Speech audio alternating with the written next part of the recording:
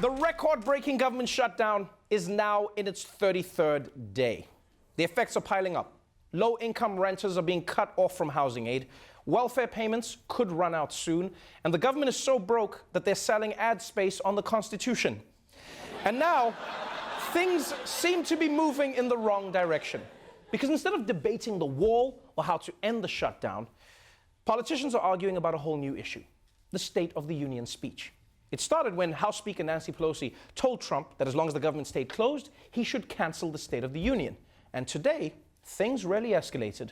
President Trump just minutes ago sent a letter to the Democratic Speaker saying he intends to deliver his State of the Union address to both chambers of Congress next week. House Speaker Nancy Pelosi sent a response moments ago to President Trump saying that she will not sign off on the State of the Union address that the president was set to give next Tuesday until the government reopens. And here is how the president just responded to that. The State of the Union speech has been canceled by Nancy Pelosi because she doesn't want to hear the truth. God damn, this is such a weird situation now. Because the rule is the president can only give a speech to Congress if the Speaker, Nancy Pelosi, invites him. And she's not inviting him.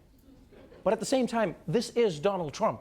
You can't tell him where he can and can't go. This is the same guy who popped up in the dressing room of the Miss Teen USA pageant. He goes where he wants. Yeah, and what are you going to do? Tell me something. What are you going to do if Trump decides to show up, huh? Have a congressional bouncer stop him? Is that what you're going to do? He's going to be like, sorry, Mr. President, you're not on the list. Be like, no. I was already in there last year. I just came out for a smoke. I promise you, you can see my stamp. I just came out. And then the door opens for a second. He's like, Nancy. She's pretending not to hear me. It's a prank we play on each other. And for a moment, it looked like Nancy was going to have to get Hodor to keep Trump out of the House. But this afternoon, in a surprise move, the president surrendered. We're supposed to be doing it, and now Nancy Pelosi, or Nancy as I call her, she doesn't want to hear the truth, and she doesn't want to hear, more importantly, the American people hear the truth. So we just found out that she's canceled it, and I think that's a great blotch on the incredible country that we all love. It's a great, horrible mark. You know, sometimes when President Trump speaks, he sounds like he's choosing the next words on his predictive text. You know when you try to write a message based only on what your phone suggests? That's exactly what he sounds like. He's like, Nancy Pelosi, or as I call her, Nancy, is a great blotch on this country and a tremendous mark.